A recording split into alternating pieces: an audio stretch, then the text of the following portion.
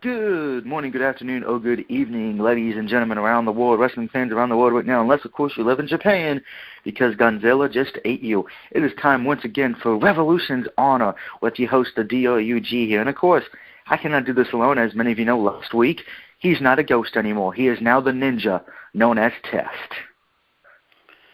Hey, how's everybody doing out there in YouTube land? Yes, glorious evil YouTube land, where everyone has an opinion, but they all have assholes too. And of course, joining us tonight, he is from Canada. He is our favorite Canadian. No, not Michael J. Fox. No, not Wayne Gretzky. Rob Goslin. Thanks for having me, guys. Always fun. No problem, no problem. Now, of course, Bernadette cannot be here tonight as she is on location in Philadelphia getting ready for the Revolution Honor there next week. Hopefully she'll remember to get a good hotel room for the other Three Stooges. So it's going to be very interesting to see you two living on the street in Philadelphia. Don't wear Dallas Cowboy gear. And L is not here either, as he is currently trying to get a job in Lucha Underground. Let's see if that works. Sorry, L, had to do it. But we got some things to talk about, don't we, folks? Yes. Yeah, so let's start with Monday night. Let's start with Monday Night Raw. And, of course, the big news of the whole night. Ooh, yeah, the Danger Zone, which is where we are right now, is Macho Man Randy Savage is going into the Hall of Fame. Now, of course, I don't think anyone's surprised by this. I mean, we all know it was going to come. I mean, unfortunately, TMZ broke the news, I think it was like Monday at 12 o'clock, which is pretty sad when TMZ is the one breaking sports news before anything else, but that's another story. And then WWE text messages broke it, then WWE Network broke it. So, yeah, way before fucking Raw came on, we all knew Savage was going in. But this is a good thing, right? Savage going into the Hall of Fame? Yeah. Yes, I heard about Savage going in. Well, it's a good thing. I think we can all agree on that. So, yay. Absolutely. It's, more than overdue. Mm-hmm. Why, and maybe this next topic, but why are people bitching that Hogan's going to induct him? You know what? Thank you, Tess, because, and I'm sure Rob's seen it as well, that when it was announced Hulk Hogan was putting him in, and this just proves the idiocracy of some wrestling fans, we went from everyone being happy to about, right after when it said Hogan, about 80% of the people bitching. I'll tell you why. I can answer that question. Okay. Because again, there are smart people in the world. The general public are stupid, foolish, and idiotic. Here's where the problem comes into play. It was well documented that there was legitimate heat between Randy Savage and Hulk Hogan. And because of that legit heat, that never got taken care of, sort of idea. Like it was always there. They were never able to hash it out or anything. People just feel that Hogan is the wrong person to induct Randy Savage. They think that, especially because of WrestleMania 3, that, Ricky Steamboat should have been the one to induct him. Well, brother, Rob, normally I agree with you. Normally you and me agree on things. But in this case, I have to disagree. I actually thought people bitching, the reason was not sound to me. I mean, I have no problem with Hogan. Don't get me wrong. Savage versus Steamboat was a great match. But if you look at Savage's career, who did he feud with the most in WWE and in WCW? I just want to point something out. I said that was the general public's point of view, hence the 80% of people bitching. I never once said I had the issue with it. I said I can just explain why people did. I get it. I understand why Hogan is doing it. I think it's the perfect person to be inducting Savage. I have no personal issues. I'm explaining the general public's point of view. That's what I'm doing. Well, because I screwed up, then you can come hit me with a hockey stick, okay? No, No, I mean, I can understand where people get their differences mixed. It's just, like I said, a single person is smart. The general public are idiotic. True. But now I think Test wanted to say something. So Test. Yeah, Rob and Mr. Genius. I'm sorry, but I'm not trying to be an asshole about that. Why didn't per se? I heard that Lanny Puffo, his brother, didn't want to do it, but why didn't they ask him? They have him do it. I think the thing is, and I'll explain this. Remember, Savage, I think, had in his will or something that if he was ever to go into Hall of Fame, he wanted his dad and his brother, the Genius, to go in. But a lot of the fans didn't want that. I mean, and I don't know if Vince would ever didn't want that. I mean, let's be honest here. How many of us knew his father was a wrestler, and how many of us actually remember the Genius? There's a lot more than that. But yeah, go on. Well, that's the only reason I could come up with. I mean, now, why the Genius ain't doing it? Well, I know he's not particularly happy with WWE. I know he's been upset with them for a long time. That's at least what I know. Then, we know things have changed. He might come out there to at least accept the award on behalf of Randy Savage. At least do that, but we'll see. Yeah, I would just like to point out that people would not, and like we all agreed, we all think Hogan's the right choice, but let me just give you a list of people everyone else wanted to do it. Of course, Steamboat, which is logical. Jake the Snake Roberts, which I somewhat get. DDP, which again I get. And then somebody had to know to say Lex Luger. What planet? What planet? Yeah, somebody actually said, and lucky it wasn't in all group because we're more intelligent, but I actually saw in another group say Lex Luger should induct Savage. And my comment was this, and I'm not joking, on what fucking planet is that a good idea? How many chair shots to the head is this kid taking? Is this the same kid that gave Eric Young that pound of crack tonight on TNA? Probably. I mean... Okay. Stop. Okay. Oh, my God. There is so much there. Okay. I need to go back to the beginning of all that. Savage didn't... It's not that Randy Poffo wouldn't have wanted to induct his brother. Here's where the problem becomes. Okay? You're absolutely right. Very few people are going to remember Angelo or the Genius for that matter. Or Leaping Lanny Poffo, as I remember him from the fucking 80s. But anyway, besides that, here's where the problem lies. Savage was the one, Randy Savage, said, I do not want to go into the Hall of Fame unless my family goes in. That was from Savage directly. The WWE's going, no offense, your brother and your father didn't accomplish anything in the WWE to really obtain a Hall of Fame spot, which is true. The problem, here's the other problem. When they had the old gimmick battle royal that the Iron Sheik won back in WrestleMania 17, I believe it was. Mm-hmm. Okay? When they had that, Randy Savage went to Vince directly and said, hey, can you please book my father into that battle royal? He's not asking him to win it, just be booked so his name was thrown in. And Vince refused, and Savage never forgave him for that. So there was that to put into play as well, on top of not inducting his family and everything else.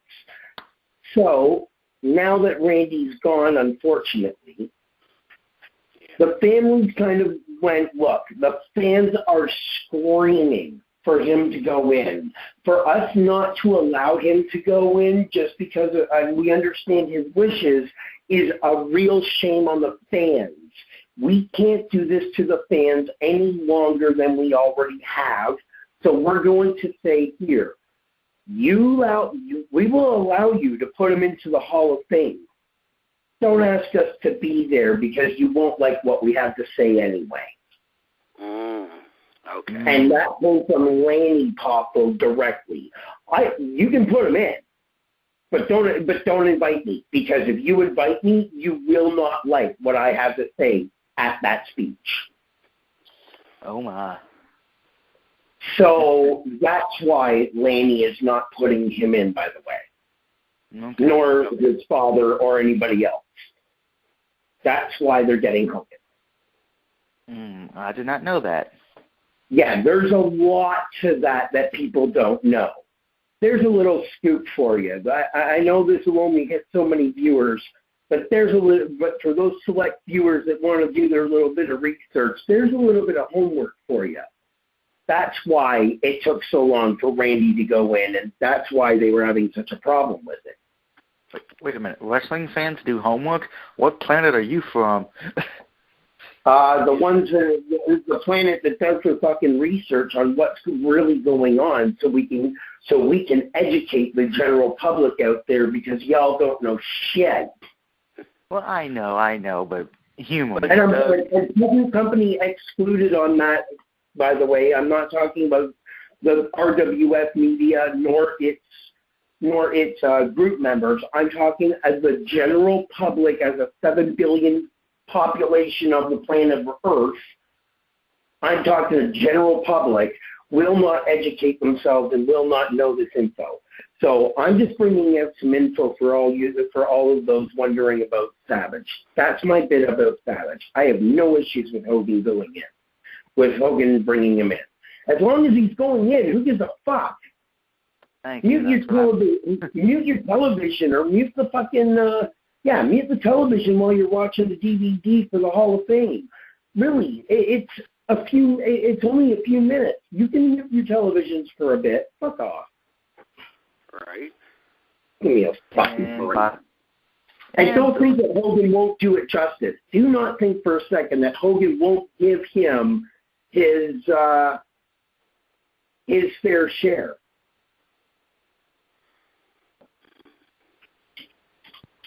Uh-oh. Well, I'll get to that when the thing's over. But yeah, thank you all for saying all that. We thank you. Yeah, no problem. So, go on. Tess, do you have anything to add on that?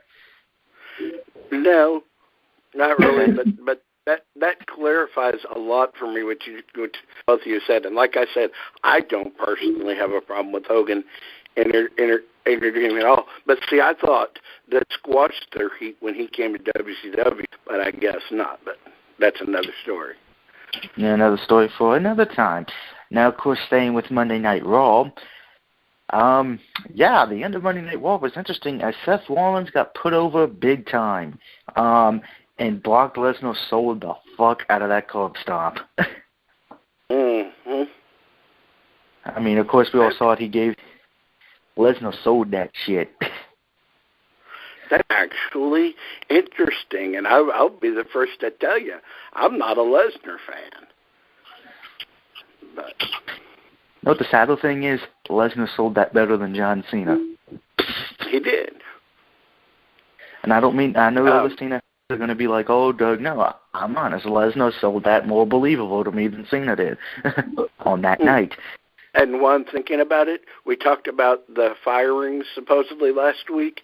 They have been moved to the Hall of Fame section in WWE on WWE.com. Yeah, the alumni section. But. Okay. Now, before we continue with I'd just like to point out one thing, and I posted it on the group. I said before TNA started tonight, I said, watch both Bobbies end up being face tonight. And what happens? Bobby Lashley's going to beat up by his so-called buddies. Yeah, he's a face now. Moving on with Raw. Predictability. Let's see. Oh, yes. How could I forget this wonderful moment? Roman Reigns on the microphone. Oh, Jesus. I think Roman Reigns is on the microphone. Okay. Now, on SmackDown, he did good. Well, on SmackDown, he did good. But on Monday Night Raw, he was talking about magic beans, I think, wasn't it? Or was that last week? Does that tell you how bad how bad Roman Reigns is on the mic? I couldn't follow him. I mean, it was another Looney Tunes gimmick promo. This just in. The RWF Media Network would like to give the worst promos of the week. It's a tie to EY, Eric Young, and Roman Reigns. Oh, God. Yeah, well, we'll get to that. We'll talk about that in another day. But Roman Reigns, I'm going to give you props. Roman Reigns, you did good this week. Granted, that's surprising to me just because of the fact, like I said, I'm not sold on Roman Reigns, but it's come to find out that the Royal Rumble has added a few matches. Of course, we know the Triple Threat. We know who's in the Rumble now: Kane, Big Show, Daniel Bryan, maybe, and I'll explain. Bray Wyatt, Dean Ambrose, who Dean Ambrose had some funny-ass shit with the psychiatrist on Monday. Oh, God, Rob, you need to see that if you didn't see it. Yeah, probably. Rob, I definitely watched that because the psychiatrist shit was funny. Of course, other than that, Raw was its typical show, but it was announced that the tag team titles would be on the line at the Rumble, as it is the Usos defending it against Miz and Mizdow. So, yay. Why do I see, and maybe this is just wishful thinking, why do I see Miz versus Mizdow at WrestleMania? Well, you could, because, and I'm sure Rob will go with this way of thinking as well, maybe. We all know Mizdow is over in that tag team. He's over. Yes. Fans absolutely. They're all rumors, and this one was not started by no fucking goddamn wrestling site. No, it was started by fans. Do you think Mizdow will eliminate The Miz in the Royal Rumble? Oh, of course. If both of them are in the actual Rumble match, the 30-man match, of course he's going to fucking eliminate them. That match has always been about the unpredictability. Tag team partners have turned on each other more times than I can count. Almost every pay-per-view, there's at least one, or every Rumble, there's at least one tag team that screws one over out of the Rumble. Why? Because it's every man for his fucking self. And that's the best way to prove it. Or, since he's the stunt double, Miz gets eliminated, saying that Mizdow throws himself out. No. Here's what's going to happen. And this would be awesome, by the way. And this is only speculation. Mizdow eliminates The Miz and then eliminates himself for eliminating The Miz. That would be funny. He would eliminate himself in the exact same way that he just eliminated The Miz without anybody touching him. Yep. Yep. You're not going to hear me argue that point. Because I'm not in the mood for arguing. But I do think The Miz, I do think Mizdow was out-Mizing The Miz. And I do see them breaking up right around the time for Mania for a Mizdow match at Mania. Where Mizdow gets his Mania moment. Yeah. They're building to it. They've got to be. Yep, I agree. Now, of course, let's just jump to SmackDown a bit. Daniel Bryan had to do 2 matches. So did Kane. Poor bastard. And I got to be honest here, because, Daniel Bryan got his, first win back. Unfortunately, it was announced at the end of SmackDown that next week Daniel Bryan will face Kane again. If Daniel Bryan loses, he will not be in the Rumble. I'm just going to throw this out there. Why do I have a feeling that almost everyone who's against the Authority will get the lowest numbers possible in the Rumble match? So don't be surprised if you see Daniel Bryan, Dean Ambrose, and Seth Rollins get numbers between 10 and 1. Which, by the way, bringing that up, who in here has the WWE Network? I used to. I'm going to be getting it back in the next month or so, but I will be missing Rumble because of it. Okay. Well, I don't. I know you don't. Well, Main Event will not be on next week. In its place, it will be the Santino Morelli Rumble drawing. every person who's in the Royal Rumble, and we'll probably find out who's in it at that point because they haven't told us everyone, will be drawing their numbers live on the WWE Network. Now, a lot of people are upset by that, saying, oh, it doesn't, the surprise is gone. I'm like, did people forget back in the first few Rumbles they would, show people literally drawing the numbers? I mean, I can remember the second Royal Rumble to where Teddy DiBiase drew a number and he got pissed and he was looking for Slickster. Are we forgetting the segment with Eddie Guerrero and Ric Flair? Yeah, are we forgetting the Rey Mysterio one when he pulled his number? Rick stole fucking Flair's fucking number? And then Teddy Long's going through, oh, you got to give him his number back, Eddie. You got to give him his I don't know what you're talking about, Eddie. Come on. Yeah. You're fucking kidding me. People are fucking stupid.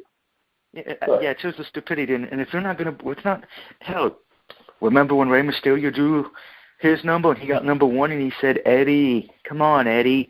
Of course, this was the Rumble that was after Eddie's death. I mean, even the Rumble Taker when they were doing the numbers, and Ric Flair, when he drew his number, he was the last, he went, woo, woo.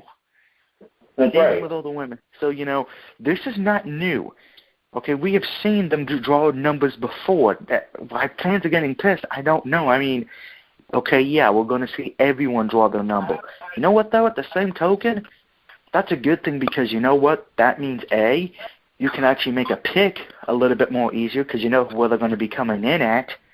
2, depending who you want to win, let's say if the guy you want to win, he's number 26, well, then you got some time to go to run to 7-Eleven or something and get something to get a Slurpee. I don't know if they have 7-Elevens in Canada, but, We have 7-Eleven up here, yes. Okay, so it gives you time to prepare as well. If your guy's like, say, number 1, well, okay, well, then you can't go take a piss break. But if your guy's like number 12 or 13, you got time to take a piss, make a sandwich, that kind of thing. So that helps. Plus, there's still going to be the excitement because then it's going to be, oh, who's going to get the lucky number? Who's going to get lucky number 27? Who's going to get screwed and be the number 1 entry? Who's going to be the odds-on favorite at number 30? And may I remind people as well, didn't we have matches at one point a few years ago that had the winner of the match got the number 30 spot? Yeah, I remember that. So everyone who's bitching, just stop with the bitching. You'll live longer. Hopefully, now are you going to be able to watch that? Or I would not be watching that, unfortunately. I'm going to, as you guys know, next week I'm taking a vacation, so I would not, my last official wrestling thing for anything will be Face Off next week. Okay. So you may be able to tell me a little bit, like who gets in the Rumble. Or no, because main event is moved to Thursdays or Wednesdays, right? No, main event is Tuesdays. Wednesdays is NXT. So I probably will be able to tell you, but I'll have to write them all down. But that is next week. But we still have 2 things to talk about this week. Well, actually, 3 things. Of course, time to do some reviews. So I'm sure Rob's going to be like, oh, boy, I can't wait to hear this shit. First review, the one that I did on my own, WWE Immortals. Now, I'm just going to ask this question. Who's played Mortal Kombat in here? I have. Who's played Injustice, Gods Among Us? Nope. Okay. Who's played the WrestleMania arcade game from the 90s? Yep. And who's played WWF in your house? Sorry, which one? WWF in your house. I don't know if I haven't played it, but I know the game you're talking about. Yes. Well, the reasons I'm bringing them up in case somebody's asking is because the same people who had help making those made WWE Immortals. So WWE Immortals is pretty much Mortal Kombat meets WWE again. So think in your house, think WrestleMania. Except for this one, and I'm not fucking kidding, they added a story mode. There's a story in this fucking game. Now, I'm sure you're asking yourself, what kind of story could this be? Well, Bray Wyatt and the Authority go looking for the Dark Lantern. I'm not fucking kidding. Bray Wyatt finds it, and before he can use its magical powers, Triple H and Stephanie beat up Bray Wyatt, take the lantern, and instead of knowing how to use it, it causes a massive fuck-up, and now every wrestler has superpowers. Ew. Yeah, John Cena is literally dressed up as Superman in the game. Oh, good God. Yeah, I'm not even kidding. And his I finisher... know you're not. That's the scary part. His finisher is he gives you the attitude adjustment from fucking up in the sky. Then he does the you can't see me after you land, and then you get ran over by a Hummer. Yeah, another one that made me laugh. Roman Reigns, okay? He gives you a Superman punch and a spear. But oh no, right at the end, he throws grenades on you and you blow up to death. Yeah, so these endings... Fatality. Okay, yeah, he blows you up literally, which is hilarious because I played this. It's not a bad game. Granted, it's only available for mobiles and no tablets and all that, so if you're trying to get it on consoles, you can't get it. It's not bad, but, you know, it's a goofy game. You're going to have to go in there knowing, okay, this ain't going to be realistic at fucking all. And you got Brock Lesnar, who looks like a fucking demon. You got Undertaker, who looks like the Grim Reaper. And you got Paige, who's dressed up like a witch. And by the way, Paige is actually the most sexiest woman in the game. Nikki and Brie Bella, yeah, they pretty much think Melina and Katana. That's all you need to be said. Yeah, so it's not a bad game. I would recommend it if you have a tablet or cell phone, but yeah. My better recommendation, though, is either go wait till Mortal Kombat 10, which comes out this year, or B, you go find WWF WrestleMania, the arcade game, or WWF in your house. You'd be better off. Now time to the other review. And this one, Rob, you may as well just sit down, drink some Canadian beer, because it's going to be funny. Yeah. Tess, what did you and me watch this week? Wrestling with Death. Wrestling with Death, which is the new reality wrestling show on WGN America. The funniest thing about that is, and I just got to say this, we were watching it Tuesday night, I had it muted, and to hear Mr. Asshole himself, Doug Barrett, comment is the funniest thing ever. It's even funnier than Rob being the Mountie. Yes. And we're not kidding. That's when Rob doesn't play the Mountie. I know, but Rob, let me just tell you something. They have a black guy, okay? Think of what would happen if Shelton Benjamin got fat. It's a cross between Shelton Benjamin and Beetlejuice from the Howard Stern show. Oh dear God. We're not kidding. No, here's the worst part. He's the stepfather to the son who looks like Paul Martin if Paul Martin gained 500 pounds, and the kid's son also wrestles in the promotion. Now I gotta ask, why are you gonna let the stepfather wrestle the father in a match? You know that ain't gonna end well. Yeah, I'm sure that would end great. And they were showing a match, a mousetrap match. And I'm not kidding, this was an actual match they showed on TV. And the only thing I remember from that match is the old dude grabbing a mousetrap and putting it on a guy's dick. And it went off. Yes. Now, Rob, I don't think have you ever seen that in Canada, a death match, to where somebody uses a mousetrap on somebody else's dick? No, but I've seen someone get their dick stapled.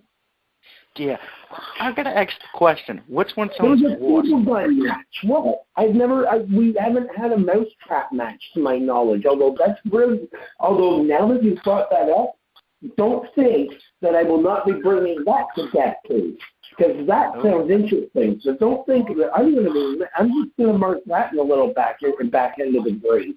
But no, I've seen staple gun matches where they literally stapled the guy's dick, or hell, I've seen some pictures of Jules Malone stapling another girl's genital area. Yeah. Now, we ain't done yet. Okay, this is still in the first episode. They show you how to embalm a person. Now, And it tells you at the beginning, please note, this is an actual cemetery / a funeral home. What you're seeing is actually really different. It is a legit mortician's office. Yes, and they show you how to do everything in the office. So if you're a little bit squeamish, you're not going to want to watch this. Now, granted, they do nice, and at the end of the episode, it's dedicated to the person they were showing who was being buried or whatever. So that I applaud. Granted, that brings up a question: what family would agree to this? And then you got to remember it's in Arkansas, so. It's not even. It doesn't even have to be in Arkansas. What family would agree to it? The family that wants money. People will do anything to get on television and make a buck. If they honestly think they can make money off of it, why the fuck not? Good point. This is about money. This isn't about being from Arkansas. This is about money. Good point. I agree, but. There was some weird shit, though. You had the fat kid do a Mexican Hurricane Rana to the point, and he nailed it perfectly to the point where I'm like, did we just find the white Rey Mysterio? Yeah. You had the old guy who might have been who looked in better health than Hulk Hogan and Undertaker combined. Well, didn't it say that he was in the Mid-South? Mm-hmm. The Big Daddy, he was a Mid-South territory back in the old days in the 60s and 70s, so it's got it's at least staying loyal to it somewhat, and I applaud that, because they in a lot of territories. Mm-hmm. Can I get a name to him, the guy that was in the old Mid-South territory? All I can remember of his name is Big Daddy, because that's what his wrestling name is. I will send you the real name when we get off. Yeah, Big Daddy. I will talk to Bernie about that. Go on. Yeah, I will email you the name and stuff as well. But, his whole family, the plot of the whole show is his whole family, and not only they run the cemetery during the day, and at night they do the wrestling in town. He's the promoter. So, and that's cool and all, but one of the weirdest things we saw was they had the woman who just beat cancer, congratulations, come back for her first match. She looks like a combination of Wonder Woman meets Captain America and Bertha Faye. That's the nicest way I can put it. Yeah. I'm like. Sorry, can we just repeat that last part? She looks like Wonder Woman and Captain America. And Bertha Faye. Bertha Faye. Wow. Yeah. Okay. Yeah. Moving on. Moving on. Now, of course, and then they showed. Then that was only the first episode. The second episode, which started right after, was even funnier because they took the black guy on the farm and he was trying to figure out how to raise a cow. And I'm not even kidding you.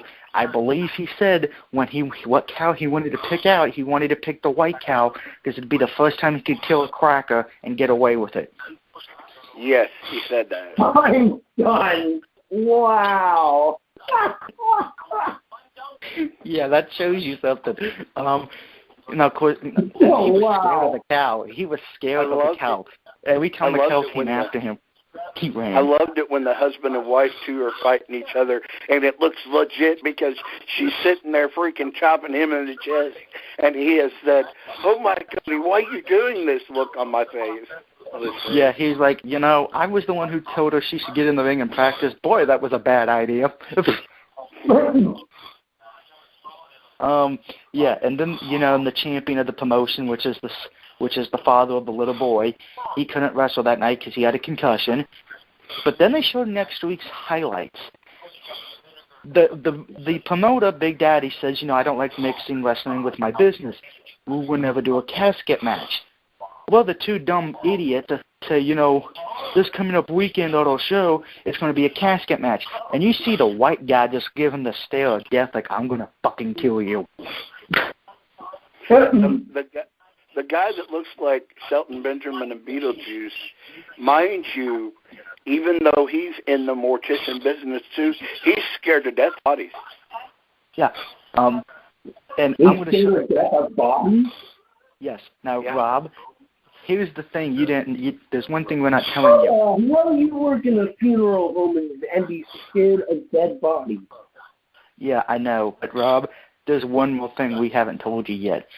Since you didn't call on for Face-Off while we were waiting for everyone to join us, I decided to look them up on the Internet. Go to WGN America. I think that's the most thing. We'll plug the channel.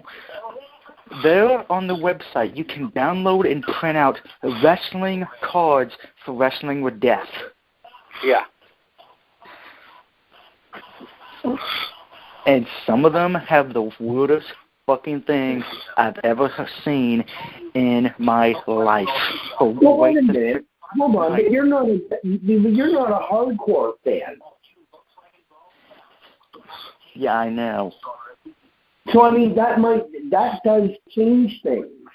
For those of us who like that hardcore style, we may not find it as bad as what you're thinking it is. Well, I'm not saying it's bad. Give me an example of one of the worst matches you've ever heard of. I'm not saying the show is bad. I actually, it's Wrestling with Death, and I don't know how Test is about this. I kind of said it. It's so bad, it's good. It's reality TV at its finest. It's so bad to the point where you just got to sit there, laugh, and enjoy it because it's a fun bad ride. And I'm going to be honest. Right. I'm going to watch it next week because I just want to see what the fuck's going to happen because I already know it's going to get worse and worse and worse to the point where I'm not going to be able to drink beer because I think the beer would come out of my nose. Doug would waste beer. That's awesome. Well, I mean, again, and I'm not saying I'm not saying that. It's just like but let's be honest though. You do have a very biased opinion where hardcore wrestling is concerned. I probably do, but that's another story for another day. Again, don't get me wrong. I enjoyed the Mousetrap match. Was funny because it made me think of Tom and Jerry, and the casket match I'm sure is going to be good. Right. But they actually did have normal wrestling matches, so that don't everyone think I'm only talking about the hardcore because I hate hardcore. They actually had good normal wrestling matches as well, so it's not like they had a mixture of, they didn't do what ECW did and have a hardcore match after hardcore match after hardcore match to the point where you start giving a shit about a hardcore match after the fourth match. Right. That's, and now we're getting off wrestling death because I just want to get this out there. No. Their hardcore matches, I mean, as weird as it is, were still built on a storyline. Yeah, but... And I say this with CCW as well, and at least with Death Proof, I can at least say they've done wrestling matches. But with CCW and ECW, I said the reason I didn't like them is because almost every match on the card was some kind of gimmicky match or hardcore match. Could you imagine if Hell in a Cell happened every week or War Games or First Blood match happened every week? We would get tired of it, wouldn't we? Oh, that's what ended up happening during the whole Attitude Era. People got so saturated with all these hardcore matches that it didn't mean anything anymore. No, I agree. A hardcore match is only going to be good when it's built up to a hardcore match. Mm-hmm. You got to take guys, you got to make a feud, you got to really build that feud up to these matches for them to mean something. I fully agree with you. Yeah, because I've said it, and now we're getting to the point where we just want to talk the boys for a little bit before we go. And I said the reason to me why ECW failed was not because they were losing money, and all that. Granted, that was a part. To me, the biggest problem was you kept having every match be a stipulation match. Your body's not going to be able to take that every night, day in and day out. I mean, how many times did we see the Dudley Boys involved in some kind of tables match? I disagree with you. What killed ECW was Vince buying it and making it non-hardcore. Because the hardcore is truly, and this is just a personal point, what got me interested. I'm sitting there watching it, and I see Raven getting busted open. My grandmother is sitting outside who can't hear shit. And I'm sitting there yelling, ripping up my T-shirts, watching it, screaming my ass off. And my grandmother, mind you, she comes in. What's wrong, Andrew? I said, nothing, Grandma. I'm watching this wrestling. And she's like, oh, my God. Well, I'm trying to explain this because, I mean, I know where you're coming from because I know Vince did have Paul Heyman on the payroll, but he never officially bought ECW until they went out of business officially. He had Paul Heyman on the pay table because he didn't think it was right, where they were stealing his talent. Because let's remember, at least when they were borrowing his talent, Heyman was getting a check from WWE. WCW didn't give them a damn thing. That's what it was with Mick Foley. WCW legitimately raped them of the talent. Yep. Whereas at least WWE paid for their services. They were, as far as ECW was concerned, it was kind of like an escort service as opposed to that pimp on the street. Mm-hmm. When WWE came in, it was an escort service. They were paid properly for their services. When WCW came in, they were the pimps, and they just raped the product of the talent. That's how the difference was. Let's be honest.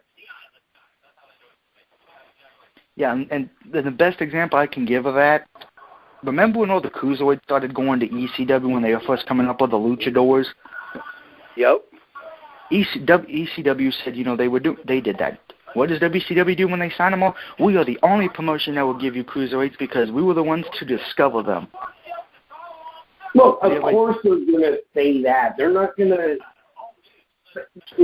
I hear what you're saying. Like I said, WCW did a lot of things that were not exactly smart at business. Yeah. It was great business it was a smart move for the short term, but no one looked at the long term, and that's where the problem became. But no, as far as ECW is concerned, I mean, they went out of business just because they could not keep up with WWE and WCW. And that's really what happened. They could not, long and short of it, there's a lot to it, let's be honest. But, I mean, long and short of it, they couldn't keep up. And here's another thing. Paul Heyman is known for kind of doing what that promoter did in Canada. If you know what I'm talking about, Rob, when he walked out on him and he refused to pay him. No. Paul Heyman is notorious for not completely paying all of his talent. You're absolutely right. But he would be there the very next week to do the rest of the shows and to do business and to, you know what I mean? Like this guy, what happened in London, Ontario was completely different. Oh, okay. The London fiasco was just that. It was a fiasco. Paul Heyman was good at talking the boys up. Oh, I'll get you next week, and we're going to do this, and we're getting bigger, and we're doing well. Like he was amazing at that pep talk. So you would walk out feeling like $1 million, even though you didn't get shit. What happened up in Ontario is the guy fucked off in the middle of the show and fucked off with all the money. It's not like Paul Heyman had the money to pay the boys to fuck off. This guy legit fucked off with all the money on the boys instead of being there at the end going, look, we really didn't make as much as we wanted. This is what's going on. Like he tried to explain it to the boys at least. He was still around at the end of the show. This guy wasn't. Well, that's the difference between Heyman and what happened in London. I just want to point that out. No problem. And I have one more bit of news before we have to do our normal goodbyes. Don't forget, this weekend on Ring of Honor, Alberto Del Rio will be making his Ring of Honor television debut. So pay attention to that this weekend. Now, of course, next week we have shows. Of course, we have the Raw after show. Wait. He is not Alberto Del Rio.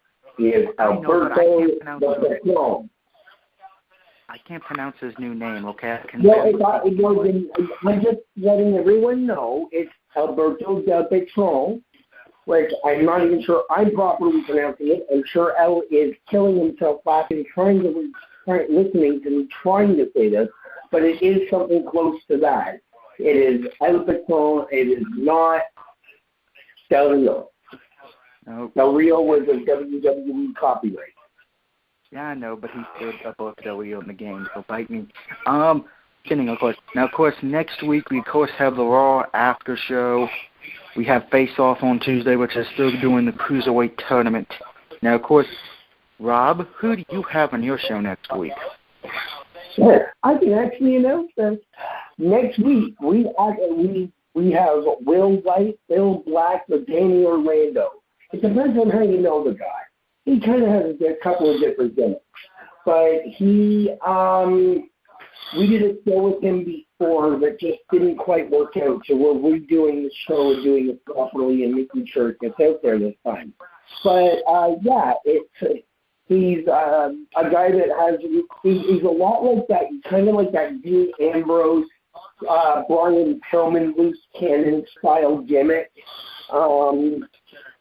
And then he does this Danny Orlando character, which is more like a Body Donna type of character. But yeah, we're going to be talking to him about his career, about his upcoming opponents, that type of thing. Yeah. It's going to be a good show. All right, well, normally this is when I would say what we would be doing next week. But Ninja of Test, I should say, you get that honor because I will be on vacation next week. So what are you guys doing next week on Revolution's honor? Royal Rumble pick. Royal Rumble picks, that is right. They will be going over the history of the Royal Rumble, from the best moments when Yokozuna won the Royal Rumble to when Lex Luger unfortunately won the Royal Rumble. And, of course, they will be doing their prediction. Now, of course, as for myself, I will be doing my... talk about the fucking Flex Luger Bret Hart fucking thing. Well, you got to go over the history of the best and worst moments of the Rumble like we do every time when we have a pay-per-view. No, I know, I get it. And, I mean, as far as the history of the Royal Rumble, I've got a few tidbits on that. So, people can tune in for that next week. And Robin Bernie are going to be my co-host. Yes, Robin Bernadette will be helping to the effect of I will be at MagFest next week on my vacation. Now, of course, like I said now, of course, if you want to see my picks, I will do my picks on my own, and I will message the Ghost or Ninja of Test who I am picking. So in case anybody does not get the chance to watch my video, he will tell you who I have picked on Friday night. You just want to get to hear my beautiful, awesome, manly voice. Yeah, we're gonna miss you. Yeah, so you mean I get to do it with the Mountie and the Diva? Okay, that's fun. That's right. Yeah, you get to do it with the Mountie and the first Diva of the RWF network. But that is next week. So until then, everyone have a safe weekend. Enjoy whatever you're doing this weekend, and I'll see you back when I come back from vacation, and these two guys will see you next week. Goodbye, everybody.